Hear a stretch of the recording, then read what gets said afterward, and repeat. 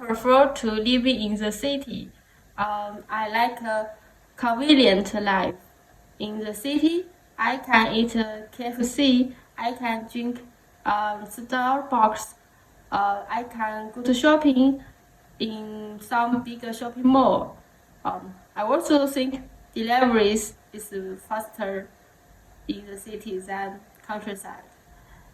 So I prefer to live in the city, and most of my friends they also live in the city. If I live in the countryside, maybe I will be feel lonely.